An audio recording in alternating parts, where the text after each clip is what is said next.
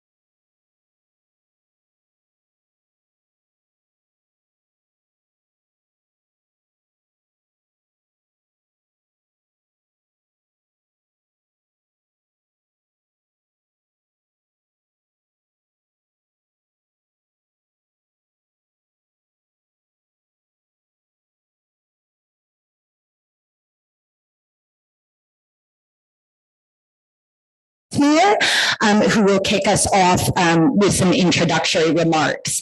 But first, just some housekeeping. Is everyone able to hear me okay? Please just give a thumbs up in the room. Excellent. All right, great. Thanks so much. And without further ado, I'll hand over to Kautar now. Thanks. Thanks, Rose. Let me just do this.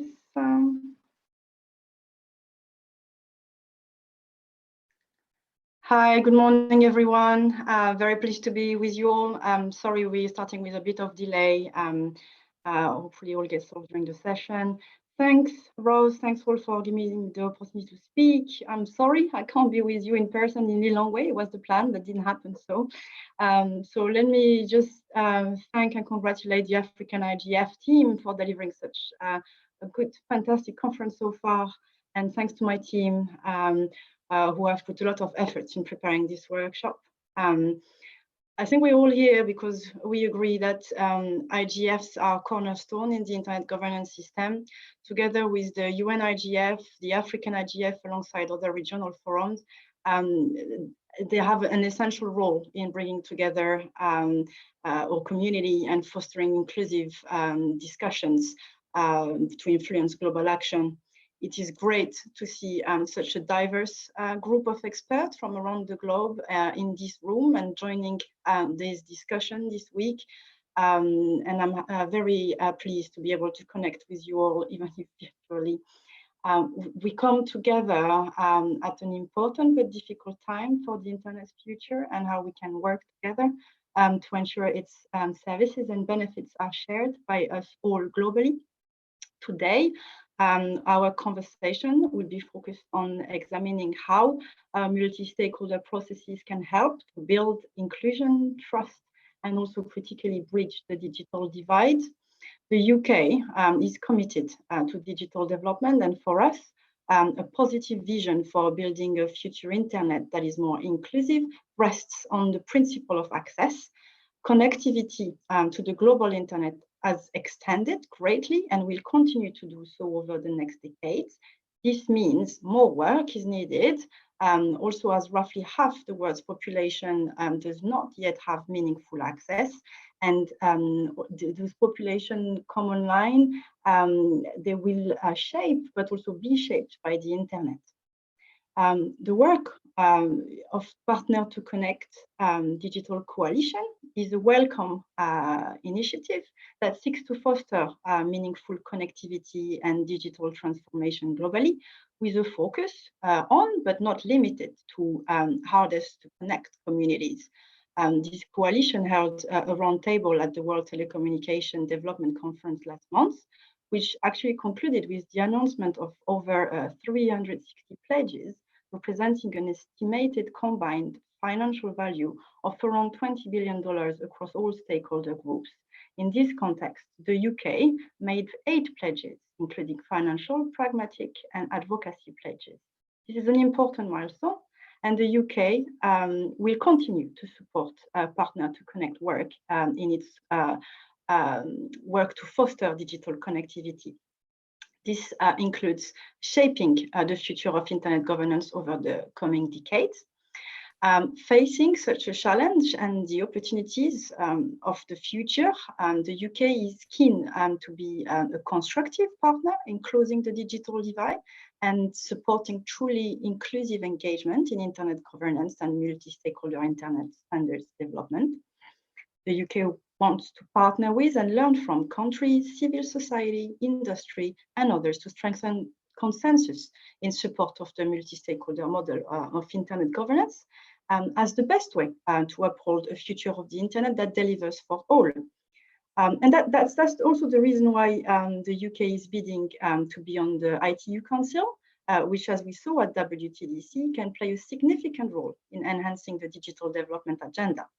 Today, I hope we will touch on these themes through a discussion on the following areas: different understanding of stakeholder inclusion around the globe, the IGF model and its future, the potential of the multi-stakeholder model to help closing the digital divide. Now, I'm pleased to have been able to put forward the UK's perspective to spark a bit of discussion, but let me hand over to our chair, Rose. Great. Thank you so much for those opening remarks, Kautar. And I just wanted to start by introducing our panelists today, Grace and Nigel. So Grace, if you'd like to go ahead and first introduce yourself to the group, that would be great. And then we'll dive into some questions. Okay, please, Rosalind, allow me to not switch on my camera. I've had connection challenges this morning. My name is Grace Githaiga, joining you from very cold Nairobi. And I convene the Kenya ICT Action Network, that's popularly known as KICTANET. And KICTANET is a think tank of people and organizations interested in ICT policy and regulation. And our role is to ensure that we push for public interest in the laws that are ICT related. In terms of multi-stakeholderism, so our stakeholders, we are multi-stakeholder in nature. And we have done this for many years, including in the submissions that we make in the work that we do. And KICTANET also happens to be the convener of the Kenya IGF since 2008. We have just completed our 15th IGF. I think the last week, that was on 30th, the week of 30th June.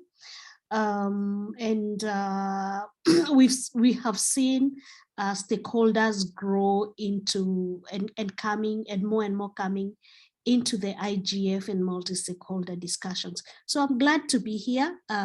Yes, back to you, Rosalind. Thank you so much for that introduction, Grace. I'll now hand over to Nigel Hickson to introduce himself as a panelist.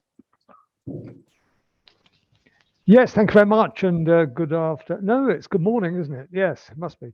Good morning to everyone. Thank you very much, Ros. I'm Nigel Hickson. I work for the UK Department of Digital Culture, Media and Sport. I think I know several of you. It's a real privilege to talk to the African IGF. It would have been nice to be there in person, but we have quite a lot going on in the UK at the moment, as you might know. Anyway, that's me, and I hope that we'll have some other panelists that are due to join. Perhaps they're having connection difficulties, but I'll pass back to Ros, who is the engineer and mastermind of this whole of our presence here. Thank you. Thanks very much, Nigel. So first, I'd like to start out by posing a question to the panelists, but just to say to the audience, we'd like to make this session a bit more interactive today. So after an initial 1 or 2 questions, I'm going to put some out that I'd like you all to engage with and sort of respond to, and I'll be calling on people as well, just to become a bit more engaging this morning. I'm seeing smiles, so that's a good sign. But first, I'll start off by posing a question to Grace to kick us off. And that's, Grace, we'd love your perspective on how do people understand multi-stakeholderism from a practical perspective differently across continents? And indeed, what are the commonalities between different definitions of multi-stakeholderism across the globe? So Grace, it'd be great to hear your thoughts on that to kick off. Okay, I think of course what we need to understand is that this term multi-stakeholderism is actually was given its grounding by the WSIS document of 2005, or alternatively known as the Tunis Agenda. And so it does attempt to indicate what multi-stakeholderism should be. And that is, bringing different stakeholders in the internet governance realm into one table to discuss and come up through consensus, come up with agreements on different areas of internet. And so within that, I think the definition was clear that there needs to be government, there needs to be business, there needs to be civil society, etc. And so what you find is that different countries, especially African countries, there's actually an attempt to bring in the different stakeholders. However, I think there has been the challenge of looking at internet governance as something that is complex, that is difficult to understand. And so you find that some traditional organizations that should be part of this multi-stakeholderism do keep away on the basis that the topics discussed are technical. So then, of course, we have in terms of understanding, and you've asked about definitions, sometimes we've also seen some stakeholders who do not want to really hear this term. In fact, once they hear this term, they want to associate it with civil society, and not just civil society, because I need to emphasize here that civil society is not NGOs. Civil society is anyone who is not in government. But there has been that misconception that civil society is NGOs, and therefore there has been sometimes negative association with this term. That is a term that is being pushed by civil society, in quotes, NGOs, and therefore especially some governments do not want to hear that.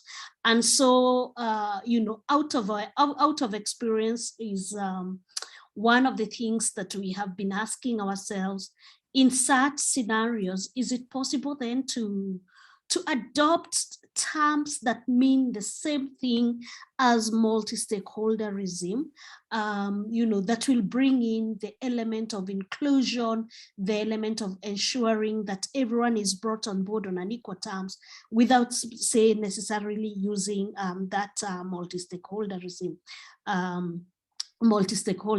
term. And then, of course, we've seen, for example, government stakeholders preferring to use the term multi-agency. And when you engage them on the term, they say actually it brought together different stakeholders. However, what usually happens is that these are different government outfits that come together, and therefore there's a danger that, well, not a danger, but there's a likelihood that they are, because they are mainly drawn from one broad stakeholder group, the government, that there is likely to have a similar position or opinion on an issue, and yet internet governance, we know, is about diversity. I think the other stakeholder group that sometimes keeps away is the businesses, because especially the techies, because they don't see how their participation in policy dialogues affects their work, or how, what is the importance of engaging in this. And so at this point, I would actually just want to say that different people have, look at it differently. However, in terms of practicalities, it essentially should espouse what the Tunis agenda envisaged. That is, bringing different, bringing these different stakeholders together in a way that people can engage and bring diversity and bring newness into policies in a consensus way. And I want to stop there. Great. Thank you so much, Grace. And I think you make a really interesting point about how across borders, the definition of multi-stakeholderism still includes a key focus on inclusion and making sure people from different parts of society are brought on board. So I think that's a really good insight. Just to follow up with you before I move on to Nigel, is which components of the multi-stakeholder definition do not translate as easily across borders, in your opinion? Oh, you're muffled. I lost you. Can you come back on the last sentence? Yeah, of course, Grace. So I was just asking, posing the question to you of which components of the multi-stakeholder definition do not translate as easily across borders? Oh yeah. That one is where, the element of all stakeholders sitting on the same table on an equal footing. That equal footing definition has been problematic and continues to be problematic, because one of the things I will tell you, like one of the arguments from the government stakeholder group, is that they cannot sit on an equal footing because, and they put up two very legitimate arguments. One is that governments are elected by the people. So when they sit in such discussions, they are representing the people. And we know that is a legitimate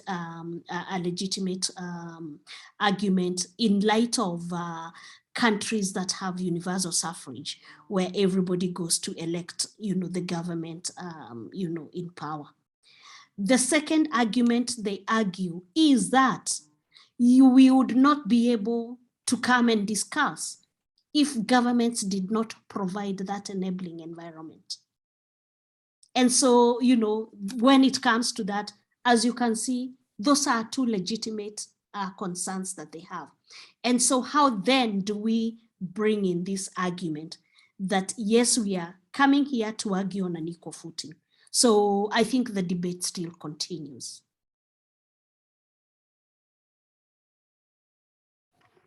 Great. Thank you very much, Grace. That's really interesting as well. I just wanted to move on to you, Nigel, and please do come in with any thoughts on this as well. But what more can the multi-stakeholder model do to improve access to the internet in developing regions? And is there a lack of faith in the multi-stakeholder model to deliver on accessibility? It would be interesting to hear your thoughts on that next.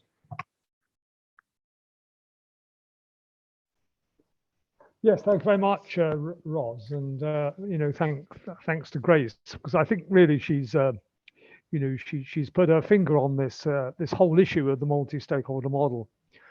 Let me just reflect on a bit of history, if I may, to start with, and for those that know me, perhaps I should have started by saying I joined the UK government in 1980, so a long time ago.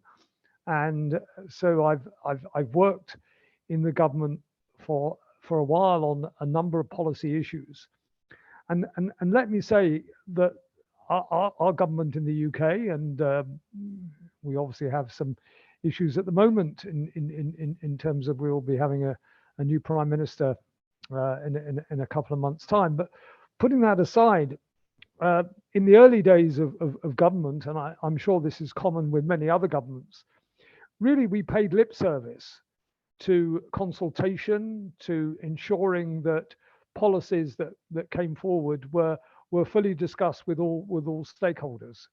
Yes, there were consultations, there were questions, etc. But I think far too often governments made decisions, and not just governments, but other bodies made decisions based on limited evidence. They made decisions based on the understanding and the views of some sectors of society, but perhaps not all.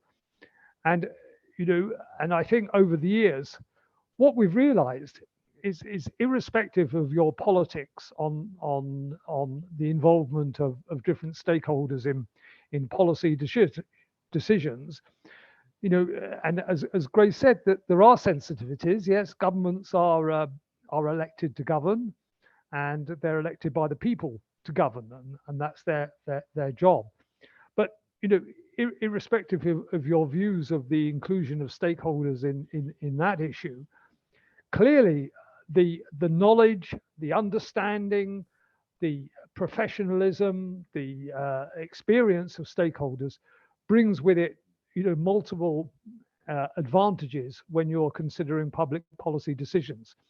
And I think it's clear to us that the prime example of this, of course, is the tragedy that we've all been through in terms of COVID-19 and the effect of that on our societies.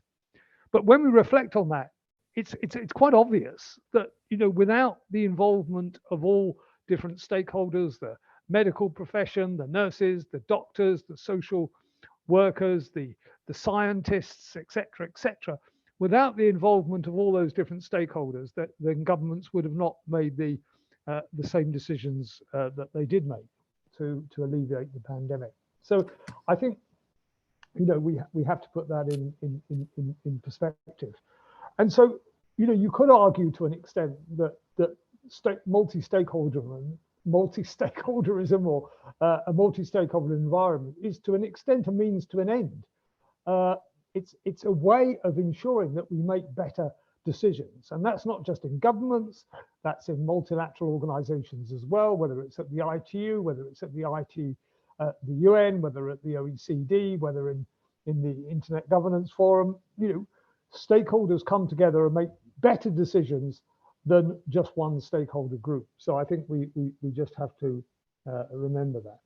But of course, as Ross said in this question, there are sensitivities about the whole issue of multi-stakeholderism. It doesn't always work. Sometimes it produces odd results. Sometimes we see the results of stakeholders working together.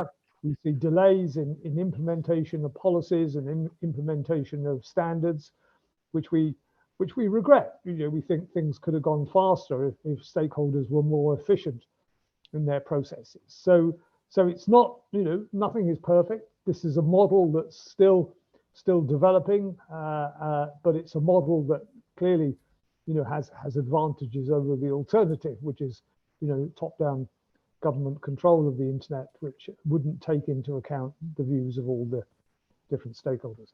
So I think I'll finish there, and I'll come back to some of the other points perhaps a bit later on, but perhaps some of our other panelists will join us by then. Thank you.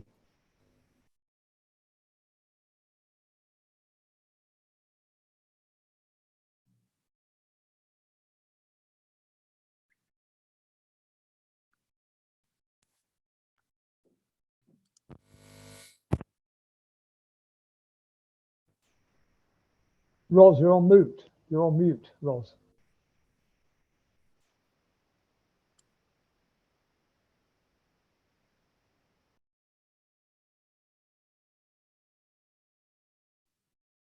I think we've lost her.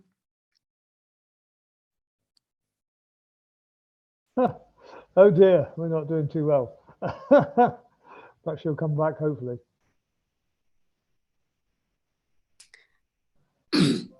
Maybe Nigel, we can just continue. We can just continue. Oh, she says, sorry, all my microphone in the room has been cut off. Can the room hear our chat? So can the room hear?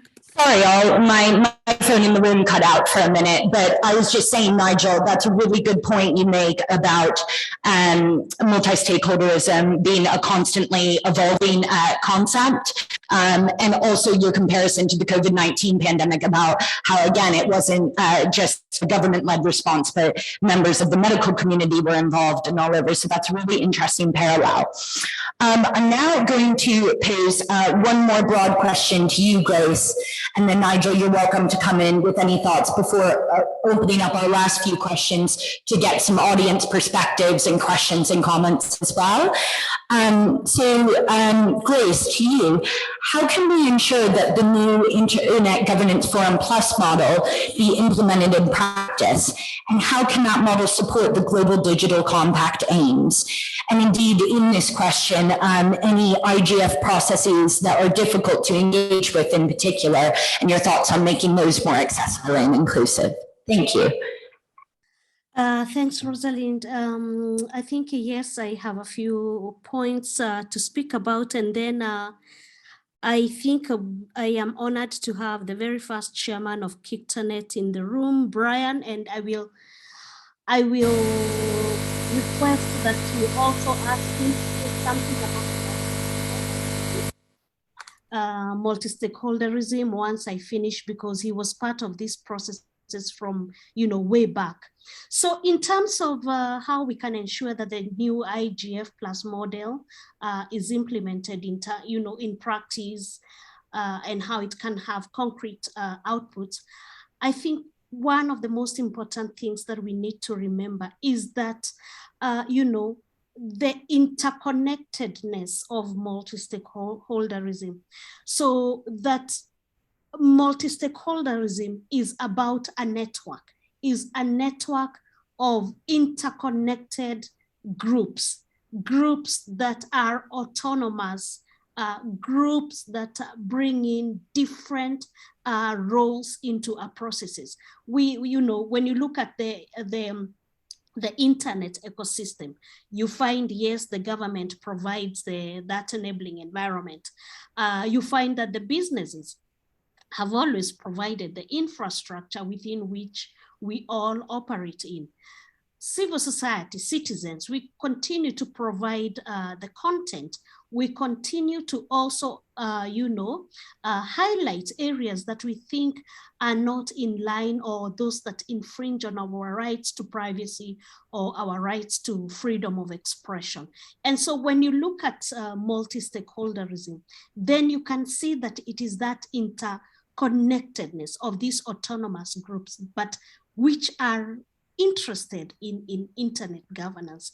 So what we need to remember here is that the term autonomy here is key, but that it does not in any way designate an arrangement where one stakeholder needs to feel superior of others.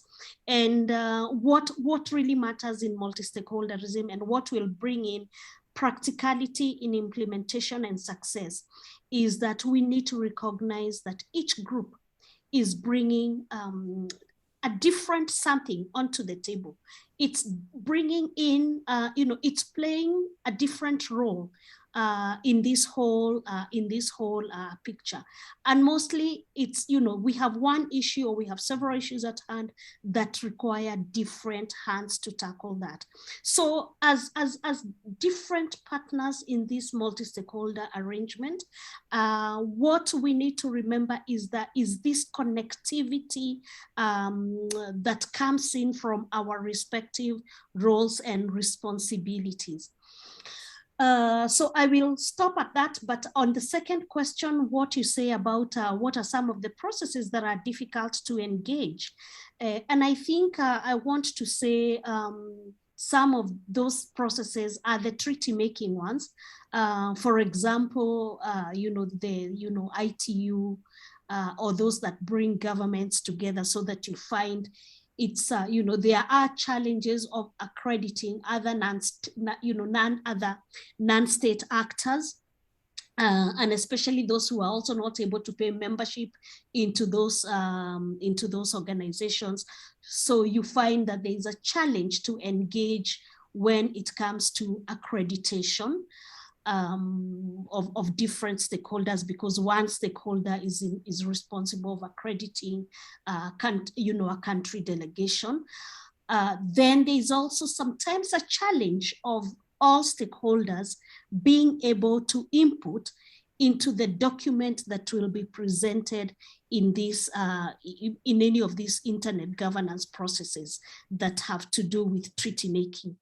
And sometimes you also find that in treaty making, governments may have positions, but when they get in, they work with the rest of other governments. So you find like some governments will group together to come up with an Africa position. And in that sense, then a country position might not be considered in such an arrangement. And it's because they also have other arrangements that, it's negotiation, give us this, we give you this, support us in this, and we will support you in this.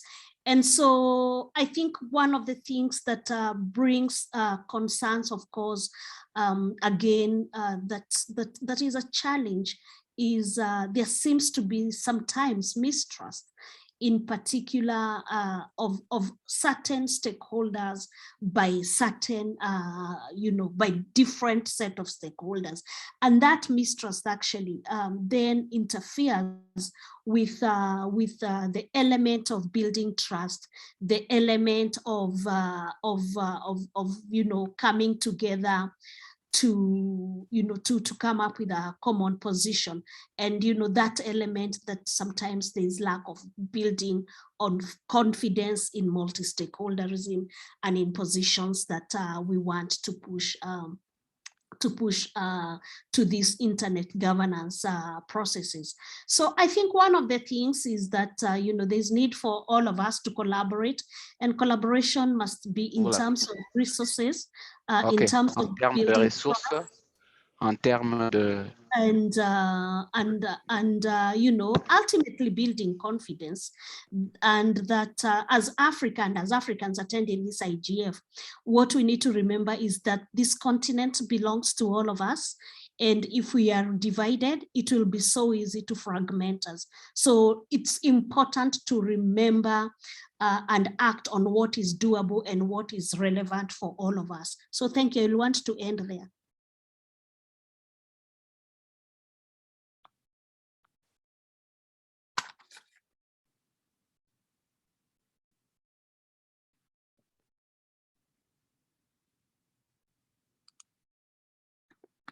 Am I still in the call?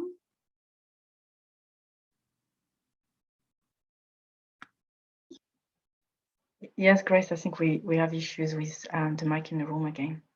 Okay.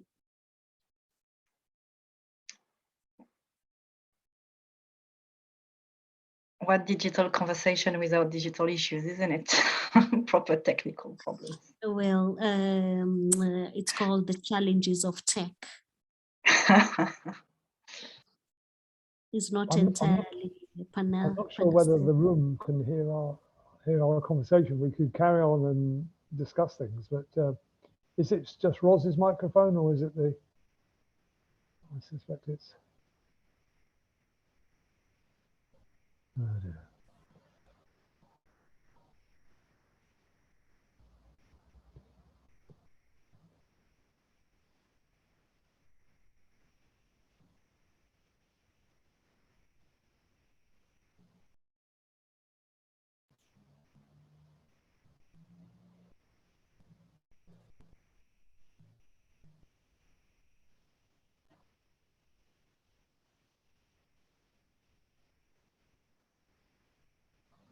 Oh dear. Yeah. This session has been plagued by a few difficulties. But Grace, I mean, it's great to hear you speak on these issues. And one thing I was going to say for the people on the call here is that in addition to the history I've spoken on, I mean, I think the greatest example of our multi-stakeholder processes is what does happen at the IGF and in the national and regional initiatives.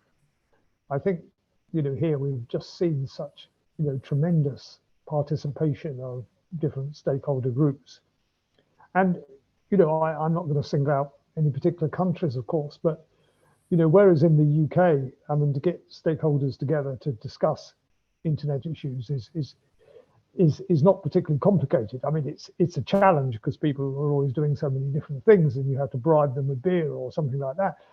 But there's no security issues. There's no apart from transport problems. But meeting together is not an issue. No one gets into trouble for meeting together. Whereas in some countries, there are risks. There are problems in people joining these multi-stakeholder discussions, career risks or even personal risks sometimes, and we see the passion that is brought in a whole range of countries to these national and regional initiatives. Ros, are you back on?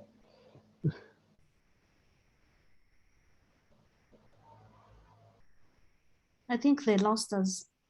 Yeah. Oh well, perhaps they're having a nice discussion. I don't know what's happened to our other panelists, but perhaps there's technical problems there as well. Yeah. I don't know.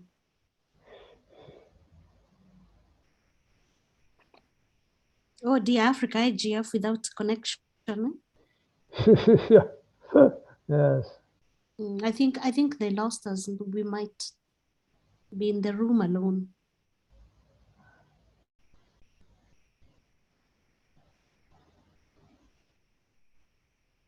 Ros has said she can't hear anything. So yeah. She's going to pose a question to the physical audience. So that's good.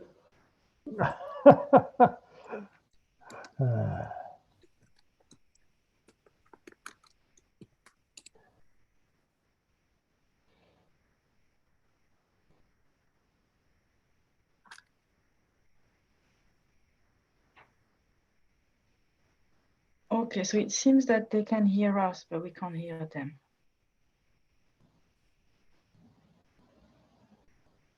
And they can hear us, but we can't. Okay, so maybe if they have questions for us, they can drop it in the chat, Rose, and we can take them from here. Yeah, good idea.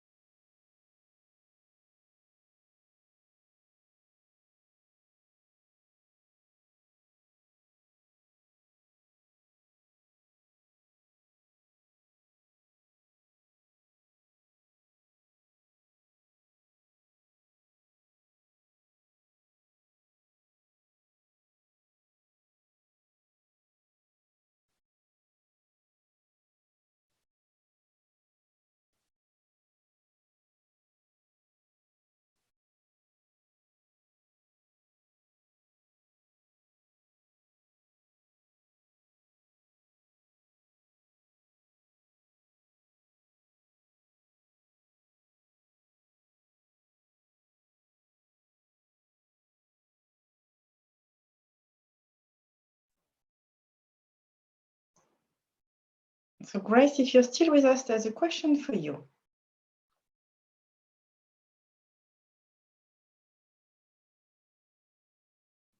Okay, I'm here.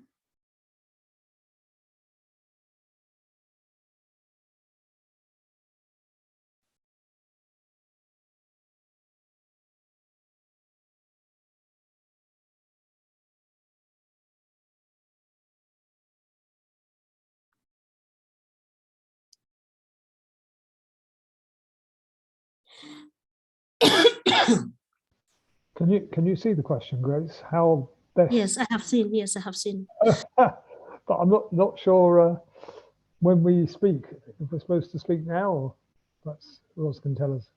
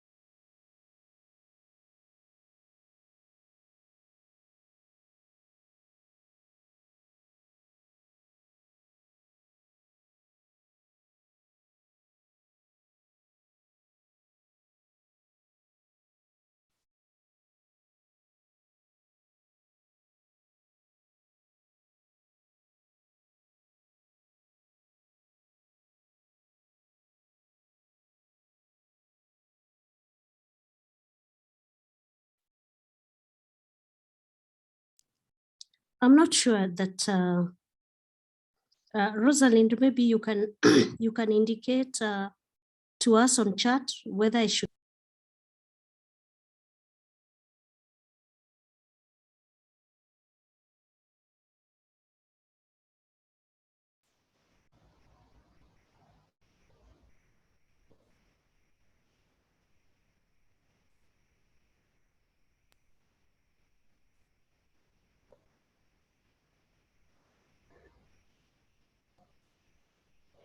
Well, yeah, I do apologise to other people on the chat. This is Doreen and Sandra and Simon and Brian and Kossi. Please say something if you like. Yeah, no, I think they can hear us, but we can't hear them. Right. So what we need is just an indication on chat from Rosalind on when we can talk. Yeah, yeah, and of course we're reaching the end of the session as well, which unless we're granted a few more minutes, I don't know.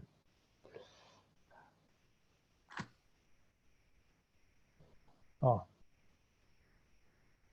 I think you can just go for it. Yeah. yes, go for Go it, ahead. Grace. Yeah, yeah. Okay, so I think I want to respond to there is the question, how can we follow up on recommendations we come up with at the end of the global IGF and ensure governments take these recommendations seriously? I think this is something I was speaking to before I think we got cut off. And so what happens is that whenever there's a for us who have been conducting national internet governance forums, usually we rely on that theme that has been given by the global IGF. However, we do not pick on all the topics that are suggested because we realize that some are not so relevant to us, or we are still at a different level of discussion or implementation that then we cannot discuss at some of those very high level topics. And so in every IGF, actually for us every year, we pick on topics that we think are critical to the citizens at that time. For example, those of you who don't know, Kenya is going into an election in another 19 days, and there's going to be use of heavy technology. And so we consider that as one of the very important topics to discuss during the Kenya Internet Governance Forum. Now, unlike maybe other countries, we have been lucky because we've been able to engage, the key stakeholders in internet governance. So for example, in our panels, we have multi-stakeholder panels, and we have them then discussing, in a consensus way on how some of the issues can be can be followed. And that way, then we realize that it has been very useful for us to actually engage nationally. The national engagement is critical for us before we even go into global, because we realize again, we have defined our, our priorities of what our IG issues are, and then we engage with the different levels. So for example, the Ministry of ICT, the regulator, Parliament, Senate, on those different issues. So I think for us to be effective, it's to discuss, yes, pick on the global theme, but within that global theme, what is priority to the country? And what, once there's that priority defined, then come up with approaches of how to engage and ensure that then everyone is on top of that agenda and they can see the usefulness and they can see, how they can actually come on board and ensure that these things are prioritized and implemented. So I want to say that at the moment. Thank you, Grace. And Nigel, if you can hear me, do you have any thoughts on that as well? No, not at all, Ros, really. I mean, I think we're probably getting to the end of the session. So I think it's better to, use the remaining time for any people there that have questions on that. All I wanted to say was that I think we've joined the two important themes here. One is the importance of the multi-stakeholder approach. Two is the importance of the IGF. And I'm absolutely passionate about the continuation of the IGF, the strengthening the IGF, the enhancing of the IGF, and the ensuring that all the national and regional initiatives, have the support they need. And this, if I just may, in 10 seconds, this links to the whole issue that you touched on right at the beginning in terms of the developmental agenda and the pledges that were made at the WTDC, because all this needs to come together, with different stakeholders taking different roles and different responsibilities. No single stakeholder group is going to solve these problems on their own. We have to work together. Thank you, Ros. Thank you so much, Nigel. And can I go out to the audience? Any questions you'd like to pose to the panelists?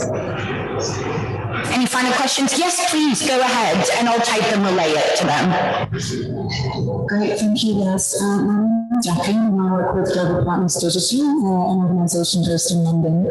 And the question is to do with, particularly with regards to multi-stakeholder participation in national processes. I'm curious to hear from Nigel, from DCNS's perspective, what kinds of selection criteria you might use, or how you ensure that the voices feeding into the debate are qualified and also representative of who they say they're representative of. And related to this question is how you prevent corporate capture of these multi-stakeholder processes.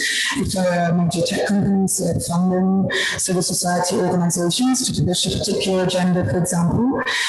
So I'm just curious to hear how you as a government sort of navigate those nuances and what kind of transparency processes you have in place to ensure that people are aware of who is participating in these processes. Thank you.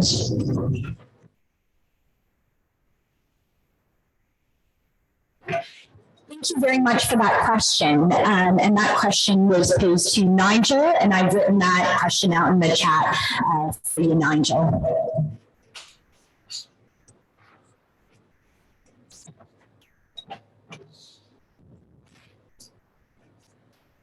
Yes, thank you very much. I didn't unfortunately manage to hear all that question, but let me just, it's in the chat. Yeah, I mean, transparency is just so important as is representation. I mean, getting the right state. I mean, there's lots and lots of issues about how you select stakeholders, who are relevant stakeholders, who aren't relevant stakeholders, the type of stakeholders you need. and in some processes this is very important. For instance, some of us are quite familiar with the ICANN processes, and there the processes are quite bureaucratic and quite complicated, but they're complicated for a reason, in that you need to ensure that everyone has an appropriate voice, and transparency is actually essential in this process. You have to have transparency. I'm less keen on qualifications and things like that. I think it's you have to be open to lots of different stakeholder groups, but I'll stop there anyway. Thank you, Nigel. I saw another hand up. Please do go ahead and ask your question. So my name is Catherine Kimando. I'm from African Chat Projects. I work on connectivity projects in rural areas. So my question is in regards to the first speaker on WTDC. I think WTDC and Partners to Connect was like a revolution in connecting the unconnected in general, because the pledges made and partners coming together to just pledge on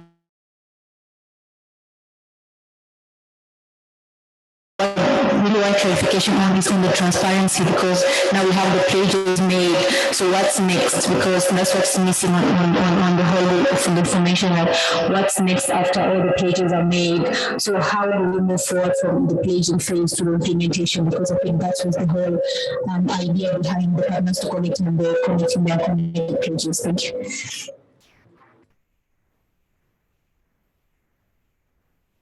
Thank you very much for your question. I'm just typing that up for the panelists.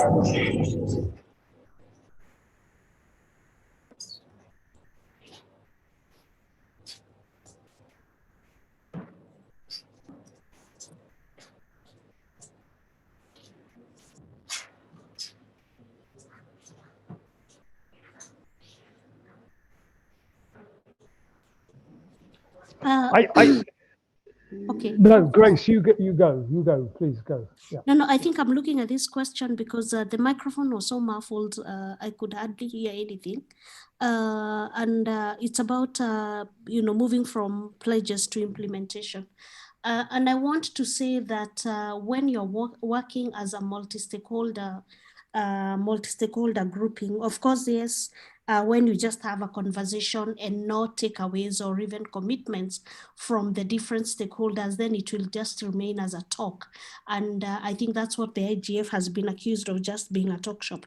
However, in our experience, we have actually seen the conversations going ahead and implemented.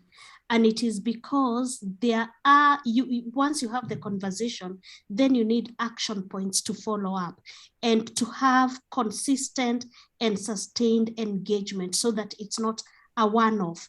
And this can actually happen through various approaches of engagement. So you can actually engage directly after the multi-stakeholderism grouping if there are critical issues that need the attention of the regulator. Then I think one approach is to engage the regulator directly, or to engage the ministry directly, or to engage the business community directly, so that then you have that sustained conversation and going on, and the needs highlighted, and actually making it, highlighting that it is very important to have what you agreed implemented. And I think, people have gotten that done because there is that consistent engagement. Nigel? Thank you so much, Grace. Nigel, I'm not sure if you had any final words, but otherwise we're going to wrap up because we've ran a little over time in our session. Absolutely, and I've spoken enough, but just in answer to that question about the WTDC and the pledges, look, this is the question I ask myself time and time again. It's one thing making a pledge, and we've all seen this in the climate change talks or whatever. There's one thing making a pledge, and there's another thing in implementing that pledge. And we have this expression in the UK, which I never really understand. but you know, it's keeping their feet near the fire, or you know, or something like that. In other words, you know, the ITU, and I know they will because they're such a, you know, wonderful organisation in terms of following things up. They will make sure that, you know, if country A said they were going to do X, then, you know, then that will be followed up. But I agree, these, you know, for these pledges to mean something to the people, then they have to be implemented.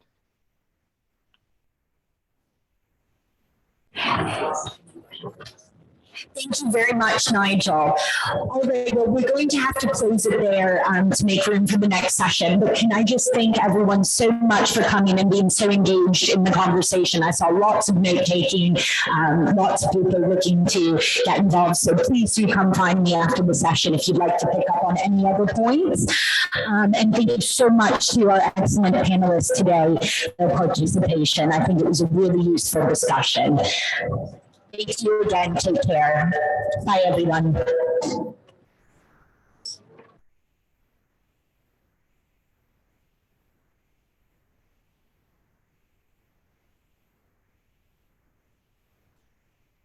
Thank you. Bye. Ciao.